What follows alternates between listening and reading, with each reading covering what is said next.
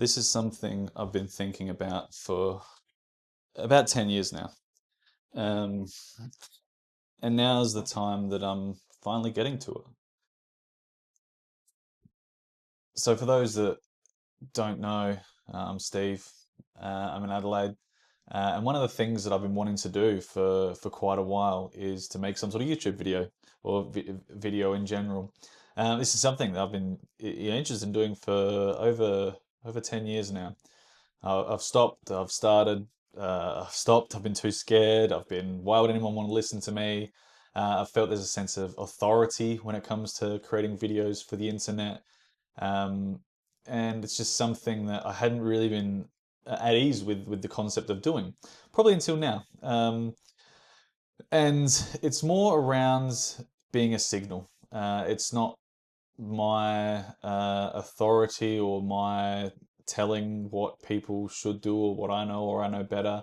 It's simply just my view and my signal to the internet. And to be honest, making this video is probably to get the monkey off my back a little bit. You know, this idea has been haunting me for quite some time, and I haven't just been able to do it. But yeah, I need to do it. I need to get it out of my head and onto the screen. I may not make another one. I may make one next week, or I may never do one again. But I need to post this one.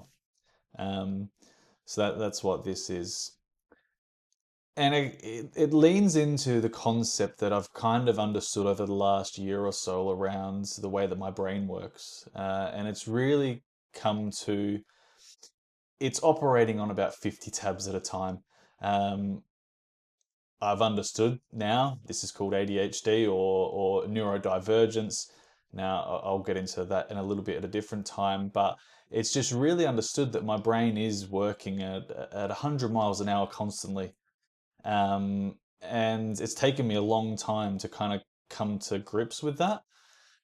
And it's just until recently, it's till recently I've really started to understand because a few things have fallen into place, a few concepts, a few ideas that has really fallen into place through my research and my actions and my talking and learning and reading, etc.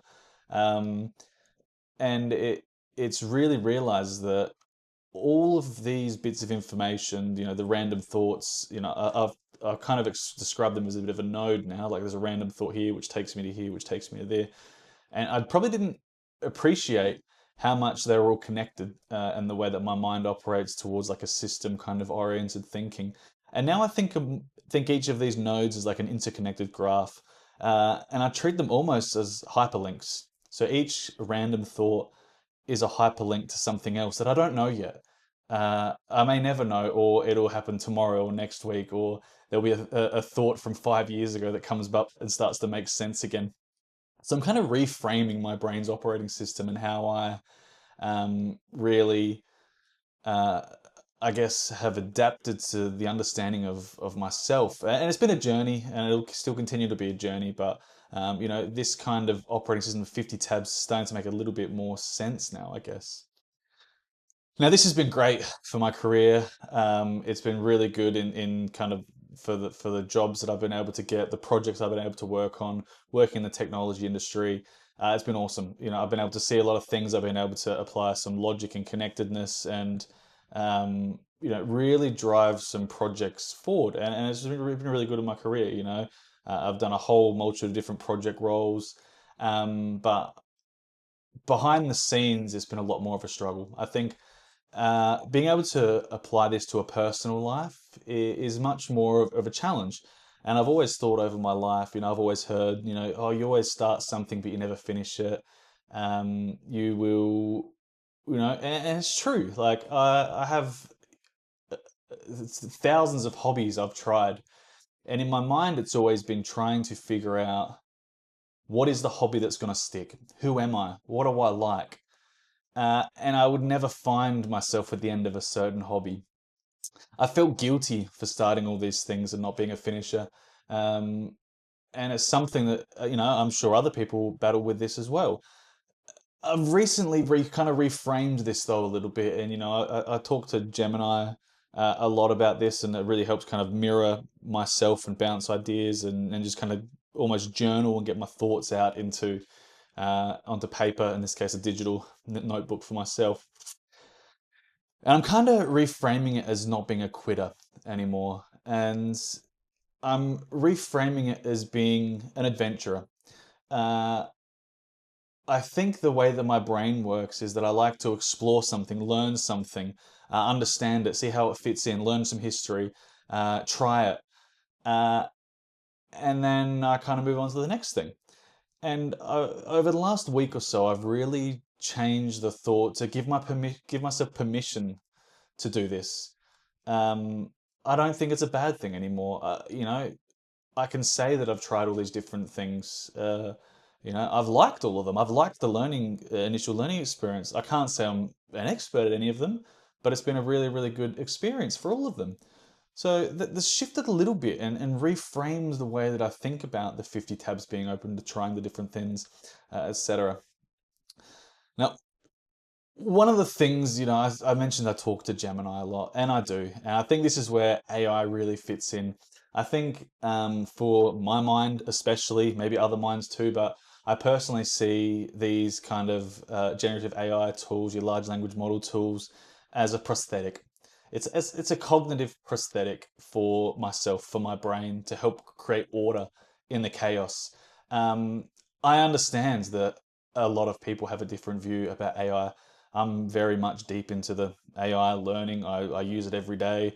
I'm always trying to find new ways to apply it to my life to help support me in my life and etc. And one of the things that I've really found it's able to do, it helps translate the nodes, the hyperlinks, the knowledge graph that is my mind, the 50 tabs into a more linear structure. It helps builds a bit of structure around it and play it back to me and help me get my own thoughts out in onto paper as well. Helps me understand more about myself um, and and I guess exploring more around how my brain is thinking and what's going on all the time. And I think that's something that will never be taken away from it. And I've got lots of views and frameworks and thoughts about generative AI and how it fits in with humanity. I'm not going to get into that in this video, but it is something that I would love to talk about, which is why getting this first video uh, off the ground is the first step to me be able to talk to a lot of these things as well. And maybe there's people with other interests as well. I do want to talk about one kind of concept and framework that I kind of think a lot about with AI, though.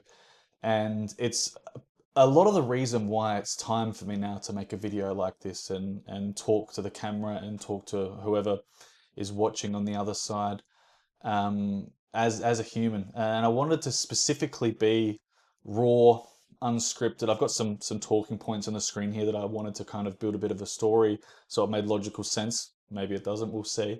But I really believe that the generative AI is gonna, as it becomes more ubiquitous in society, humans in general, and myself, I know that I'm seeing this myself, will start to appreciate a lot more about the human experience. They'll start to appreciate the rawness, the emotion, the experience, the conversation. That's the reason why I didn't want to make this an overly edited thing. And it's probably something in the past I wanted to create the best video, the editing, the visuals, the whatever. But it's now I just want it to be human. You can't fake this. You can't make a generative AI like this. There's so many, and a lot of people will call it AI slop, and I think we can't put everything in that blanket. But there is some AI slop out there that people are making, just faceless, crappy YouTube things, and I think it's pretty shit a lot of the time. And I don't like good on them, but at the same time, it's now making me question what is real, what is someone's thought, what does someone put the human train of thought into, versus what is something that is just taken and slapped on. So I do think there's a bit of a context that we need to explore in all of this. But for me personally, I think it's going to go the way of humans will be seeking more human experience. And I think the way that I've been kind of describing it is, the way when I go and watch a band, I go and watch a live band. You you're watching humans up there put themselves out there, having a good time. They make mistakes, they drop their pics, they do whatever.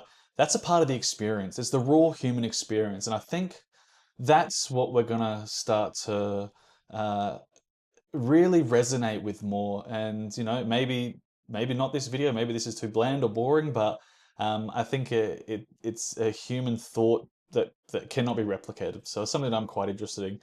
Um, you know, and I do believe that AI will push us to being more human in general. That's why there's all the mistakes going to be in this video. I do think it's ironic though that we're kind of going down an AI bad logic you'll see on social media, but the majority of we stuff on see on social media is scripted or it's copywriting, it's formulaic. So I think that's quite ironic, and I think we need to think about how we can evolve the way we use AI to be, again, a prosthetic of our own mind if it helps us in a certain way. And I could talk about that for hours, but that's not what this one is. What this one is it's the monkey off my back. This is the first video that I upload to talk about this. It's something that I've done blog posts on LinkedIn and on Substack and whatnot, but I truly think that as you scroll down those feeds, I personally am seeking a more human experience. I would rather see the face, the person talk, hear their voice, really have their unfiltered thoughts on something, not just what they present on social media. So that's what this is. I'm broadcasting my signal here for whoever picks this up. Um, if you're a generalist, if you're someone with 50 tabs open like me, say hey. I love to talk about anything and everything. Um, yeah, I'm Steve Campbell. This is my first video. It might be my last. I might put one out next week. I don't know, but um, it's done. Thank you.